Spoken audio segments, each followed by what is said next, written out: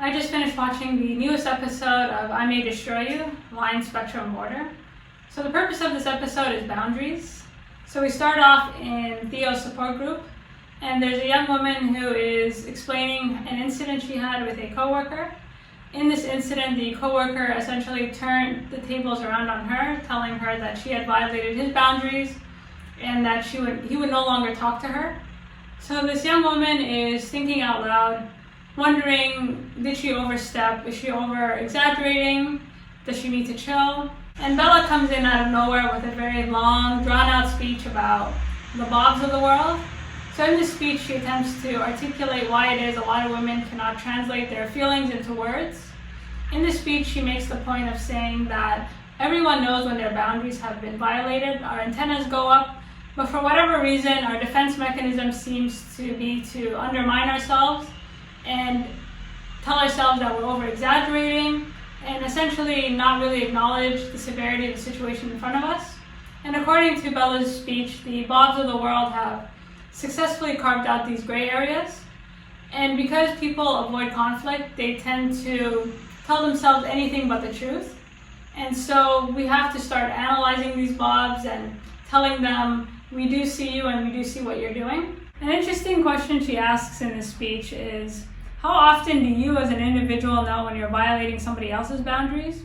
For example, if there's a question that you're unsure about, do you ask the person, is it okay if I ask you this? Is it okay if I do this? Like, are you conscious of other people's boundaries? Are you conscious of when you're possibly or could possibly violate somebody else's boundaries? Like, do those same antennas go up? But the speech is a little eerie because you're not really sure what she's saying. She's saying that you should analyze these Bobs in a way to check them before they gaslight you and things get worse?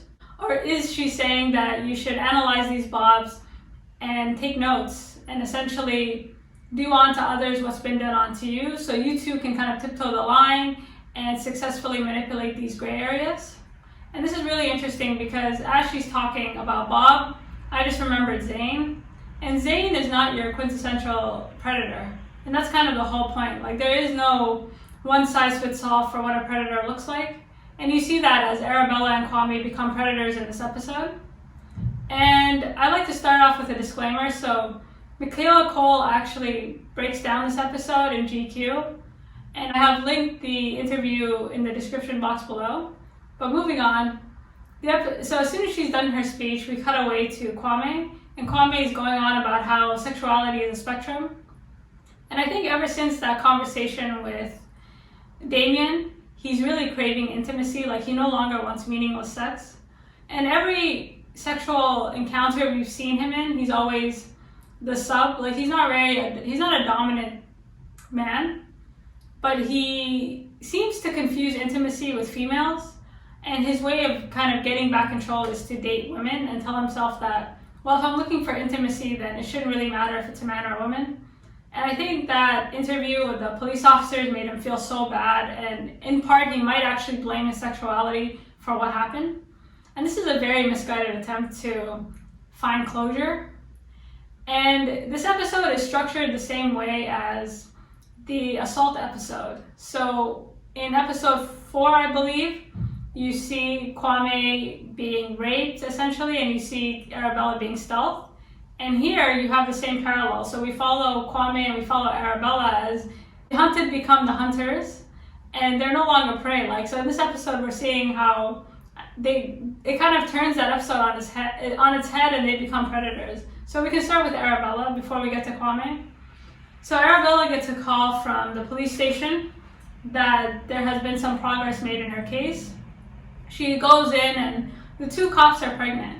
And this should tell you something. So it's been 9 months, and the fact that they were pregnant, which was really ironic because they were about to deliver some very bad news. And it's also really ironic because at the end of the episode, there's kind of a rebirth. So they're smiling and laughing, and while she's delivering this news, we find out that it's bad news. So there just isn't enough semen evidence to put this guy away for as long as he deserves. So although they do have a viable suspect, there's just not enough evidence. And the way they broke this news, I hate it when, I understand that they're police officers, but when people break news to you in such a jovial way, it makes it that much worse because you go in with such optimism and the atmosphere was very optimistic and they get shut down. And a lot of rape cases unfortunately end like this because they're just really hard to prove in a court of law. And one of the officers asks, "Would you like your stuff back?" And they cut away to the police lobby and you see Terry, Arabella, and just garbage bags full of clothes. And I guess she had given them half her wardrobe. And that's exactly what these bags are. They're just garbage. Like I don't know why she would want them, but she has to take them. And they're kind of trying to figure out what to do. And Terry is automatically in kind of defense mode. She's like, "Okay, we gotta go to self-care, self-help. We have to do some yoga. Like, let's get out of here. Let's go." And Arabella's like, "Okay, actually, I do want to go somewhere. I want to go to Italy, and I want to see Biagio." And Terry nearly has a heart attack. She's like, "This guy is a predator. He's not. This is the last thing you need right now." And Terry, I do think, regardless of what we think of her, she really is there for Arabella. Like what she's saying is true. And in order to kind of manipulate Terry into giving her what she wants, she says, "Well, you're saying that I should be around people who affirm me and you're not really affirming me right now." And Terry's like, "Okay, yeah, technically, but I also still have your back. So you let me know." I think we're to believe that Terry bought Arabella the plane ticket, but whatever the situation was, we cut away to Arabella in her room, and she takes those garbage bags full of clothes and shoves it under her bed. She doesn't open them, she doesn't try and find a place for them, she just shoves it under the bed. She grabs her wig and her clothes, and she's literally picking up pennies because she has no money. Like, short of this plane ticket, she's just kind of hoping that Biagio will kind of take care of the rest. And I'm watching her get dressed, and she puts on her wig and these trendy clothes, and she puts on her monster jacket, and she's a very endearing character.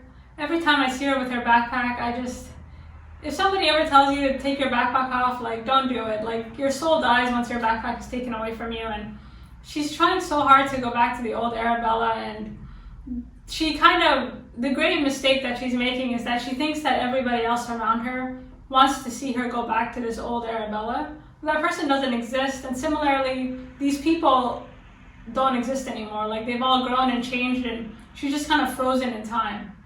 And so she gets on a plane and she's in Italy. Again, she barely has any money. She gets into the cab and she has to stop the cab ride short because she just doesn't have enough change for the cab driver to drop her off right in front. Now, before we get into this incident, I don't condone anything Biagio did here, but I do understand where he was coming from. So she gets to the door and she rings his doorbell and he's not home. So she kind of hides in the bushes and waits for somebody to go in, and she basically sneaks into the apartment complex, and then she breaks in. So again, he's not home, and she remembers, I guess he leaves a spare key outside the apartment door, and she breaks in. So first of all, she's sneaking in and she's breaking in, and Biagio walks in and he's petrified. Like, he looks like he's had a heart attack. He looks like he's seen a ghost, and she's just chilling. Like, she's actually startled, which is really funny because she broke into his house and she's writing and she has music on, like they're old friends, and this was just, talk about boundaries. And in this conversation we find out that they actually haven't talked, and he didn't actually know that she was coming because he hadn't been picking up her calls. And we can say whatever we want about him, but the last conversation of theirs that we saw, she did tell him, "I never want to talk to you again." So he is actually rightfully shocked. And she's standing there like, "I just wanted to apologize." And he's like, "Apologize for what?" She's like, "Police." He's like, "Forensics." And he's like, "Okay." And this is the most awkward conversation because she looks almost drunk, but she's actually not drunk. You know, her mannerisms, the way she's acting. He notices a piece of paper on his desk and he's trying to read it, and she kind of takes it away. And she's literally been writing there, and which is really ironic because in the first episode, she went to Italy in order to finish her writing, but she never did because she was too busy like sleeping with him. And now she wants to do the writing. Like, it was just bizarre. And she's like, "No," and he's like, "Can you please read me what you have?" And she's like, "No, I don't want to read it to you." And he's just petrified, and honestly, rightfully so. And she kind of tells him to sit on the bed, and she seems drunk. She's not drunk, but she really seems out of it. And she tells him, like, I haven't gone partying, I haven't done anything. And he's like, "Okay," like, he's not sure if she's in her right mind. He hasn't talked to this person in a long time. And she's like, well, I've ordered pizza, and I know you did like me, but like me, and she keeps referencing the old Arabella. And he's kind of looking at her like, first of all, we haven't talked. Second, you're no longer the Arabella that I met in Italy. You're now, I think in his mind, she's kind of damaged goods. At the end of the day, he had to go to the police station for her. He didn't even really want to do that. And we forget this guy's a drug dealer. Like she just has too much heat on her, and he just wants out. So, like Kwame, she's kind of looking for intimacy here, and the only person that she can be intimate with besides Terry is Biagio, and he just doesn't want it. And she says, oh, I've ordered pizza, and he's like, oh, okay, great. And she's kind of counting her change because she has no money, and he kind of buys her off. He literally pays her off like almost a prostitute and says, here, take the money and get out. She goes downstairs, she takes the pizza, she comes back, and she's locked out. Now, I was shocked that he locked her out like this. I mean, he literally locked her out of the apartment. And for me, this just illuminates his character. It doesn't really, it says less about the situation and more about who he is as a person, which is that he's kind of an opportunistic scumbag. And she's banging on the door, and he eventually just tosses her passport underneath the door as a way of saying, I did actually lock you out on purpose and I would like you to leave. And that just triggers her. She starts banging on this door, and I think she's just, all the anger, because up until now she's kind of suppressed everything, and she's kind of taken on this jovial attitude with her wigs and her trendy outfits and her backpack, and I think now she's just snapped, because this was her last-ditch effort. Biagio was her last-ditch effort at any type of stability and intimacy, and he just kind of ripped that away. And she's banging, and all the anger, it's really less about him and more about this failed investigation. You know, why shouldn't she violate his boundaries? Like, everybody had violated her boundaries, so what's the big deal? And she's banging, and eventually he comes out with a gun and says, get off my property. And she runs out. And for me, Biagio has no character. Like, I understand, she shouldn't have broken into his house, but I understand where he was coming from. Because, you know, first of all, never go into someone's place uninvited. Second, in terms of his character, you should always trust your first instinct. I think all of us thought he was kind of scummy, and we grew to kind of like him and then dislike him, but the reality is, if you remember in Italy, like he took care of her and he made sure that she got home safe. So even if you disagree with what she's doing, to leave her alone in Italy with barely any money was really irresponsible, and just the polar opposite of who he was when they knew each other more, you know, in a happier time. And this kind of goes to show how not only has I don't think he's changed, but his perception of her has changed to the point where he doesn't even care what happens to her, which is just in stark contrast to what we've seen him do in the past. My thoughts on Biagio is that he's very realistic, to be honest. I think if you are assaulted or something bad happens, most people will not outwardly question you. Like, human nature, hopefully, we've been conditioned to sympathize and empathize, and Biagio doesn't do any of that.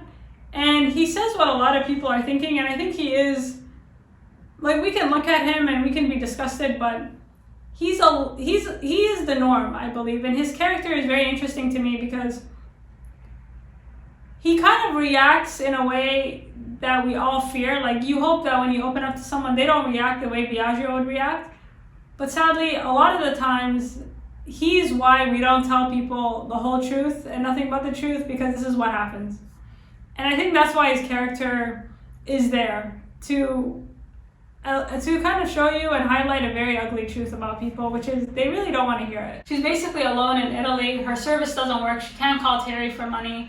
So she goes back to the only place she was happy, which was the beach. She wakes up feeling very hungover, but hungover from anger. Like, the night before, I think she finally stopped manipulating herself and she stopped lying to herself, and there is kind of a sense of sobriety and relief, and to kind of maximize this, she takes off everything and she goes into the ocean, and that's where the episode ends. And I think we're to believe that this is a rebirth, and there's no going back. So in kind of letting it all out. I think she's finally kind of come to terms with this old person no longer exists, and trying to go back to it is futile. And she's going to have to carve out a new space, and what that new space will look like, we're not really sure, but at this point, there's no going back. And that's what I got out of that scenario. Again, Biagio's a scumbag, but let's not act surprised. And so that's where we leave Arabella, and now we can kind of discuss Kwame. So everything that Arabella is doing is being mirrored by Kwame. And while she's violating Biagio's space, he's violating this girl's space. So the episode starts again with Kwame trying to convince himself that sexuality is a spectrum and that he can date straight women, and intimacy is intimacy, it doesn't really matter who it is. And again, he's feeling very unsafe and very vulnerable, and I think he wants to feel vulnerable and safe at the same time again. And this is a very misguided attempt to do so.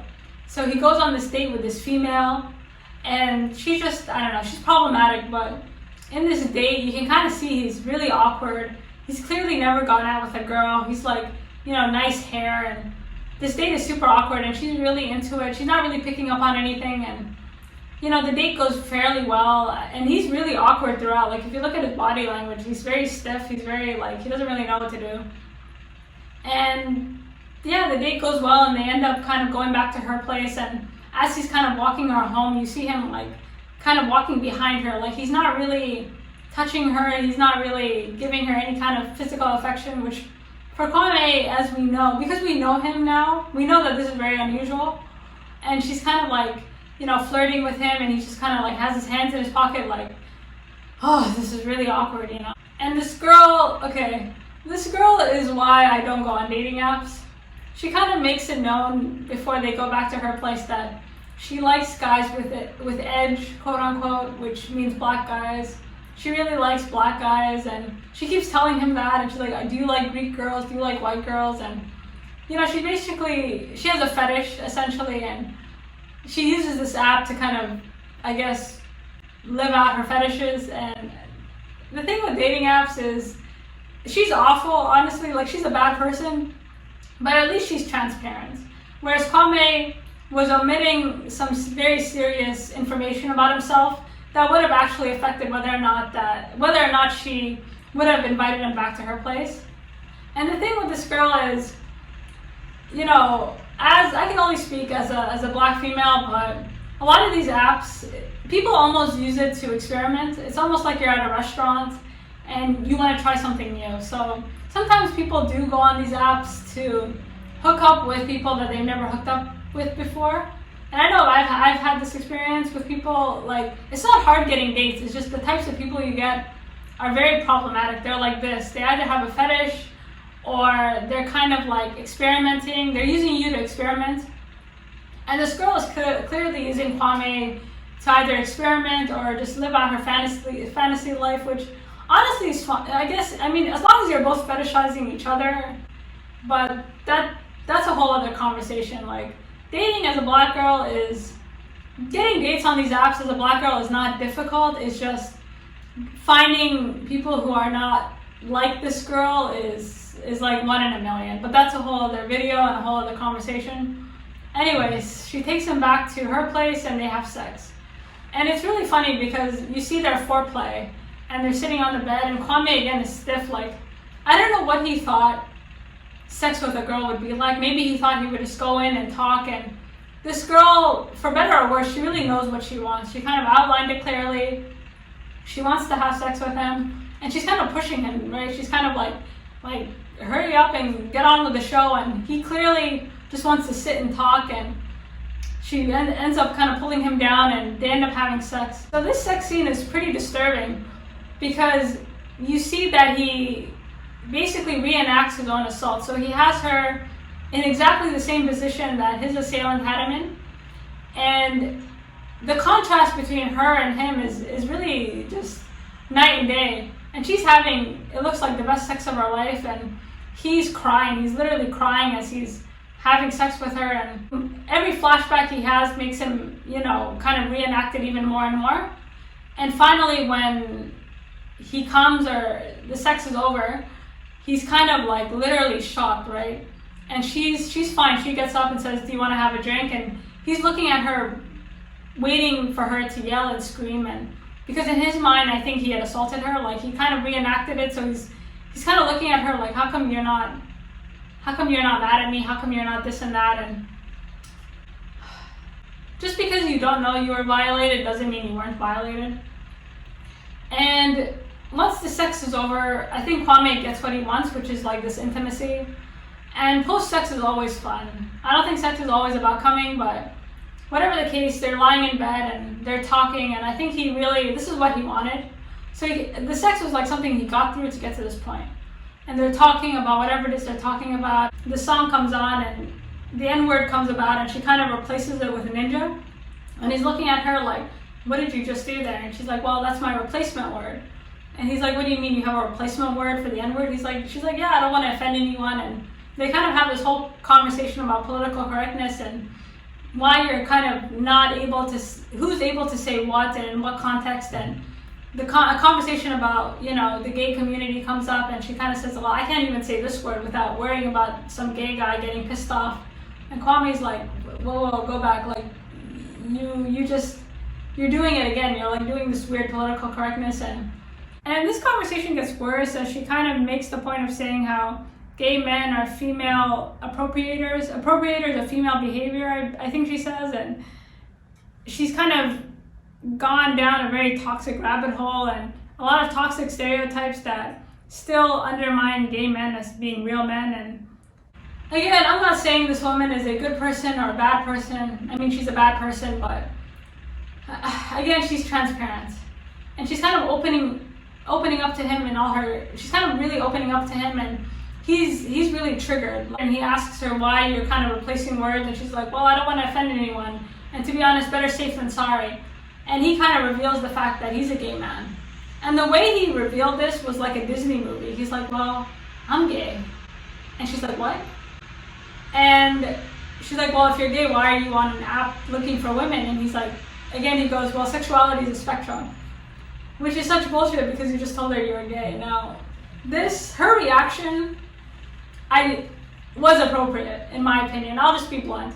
Because initially I was offended for Kwame because I'm like, what does it matter if he's gay? And this is because we followed Kwame for a long time, so we know what's going on with him, but she doesn't know. And from what little we've seen of her character, she's very transparent. Like, she's problematic, but she's transparent.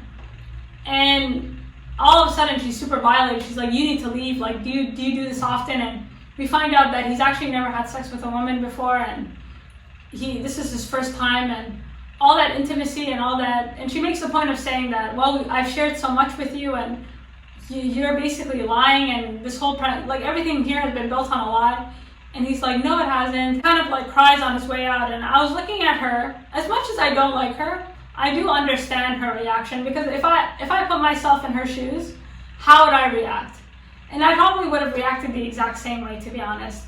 And the reason I see this as a violation, and the reason why Kwame really is the predator in this situation, is because he withheld information that would have changed her mind. Like, had she known this, she would not have slept with him. And this is, again, sometimes it's that gray area, right? And I think I do count a lack of information. If you're withholding something from someone that you know will change their opinion about you, then you need to tell them before you sleep with them. And yes, this was his very misguided attempt to find intimacy and love, but this was just not the way. And he did violate her boundary by doing this. And she kicks him out, and honestly, rightfully so. And he's out, and the scene ends with him back on Grindr looking for male companionship.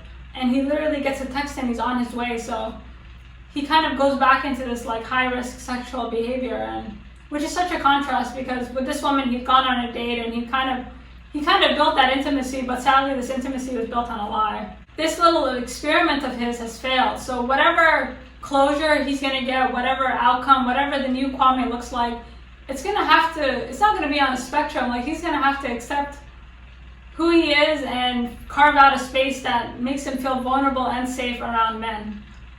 And like Arabella, again, there's no going back. Like, they're gonna have to carve out a space. They're gonna have to forget whoever the hell they were before and figure out who they are now and kind of deal with the reality in front of them. Overall, this episode was honestly excellent, especially when you compare it to the episode in which they were both assaulted. And I think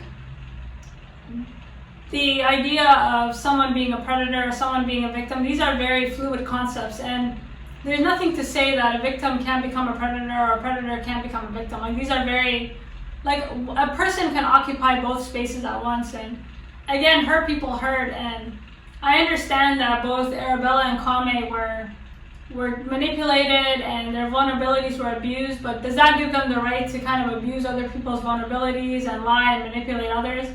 It does not. And that same, sadly, the same rules apply to them. And the reason this episode is called Line, Spectrum, Border is to, I think, emphasize again this gray area that the show continues to explore, and why these gray areas are made gray areas. And a lot of these so-called gray areas are not really gray areas. I mean, they're very clear, and these violations are often very clear, but we either overcomplicate them or refuse to accept them, because in Kwame's case, we already know what's been happening with Kwame, so we really want to defend him. With Arabella's case, same thing, like, we're more forgiving because we know who she is, but if we were to look at the incident in isolation, I mean, this was just a clear violation of somebody else's boundaries, and they really had no right to do what they did. And I feel like this is a very realistic portrayal of how people kind of deal with trauma, because sometimes there is no happy ending, there is no like silver lining. Like, you really have to fight to find that silver lining. And if you go back to the speech at the beginning of the episode, that's kind of what she did here. Like, she did not, now that she's able to kind of, both Kwame and Arabella are better able to recognize, I think, predators or predatory-like behavior, but rather than use that as a defense mechanism to prevent others from being hurt or hurting or preventing themselves from being hurt, they kind of do unto others what's been done unto them. And I love how the show gives us no easy answers. So yeah, let me know what you think and be honest. And before you judge, put yourself in either Biagio or Kwame's date situation and tell me if you would have felt any differently. And that's it. Until next week. Thank you so much for stopping by, and peace from the Middle East.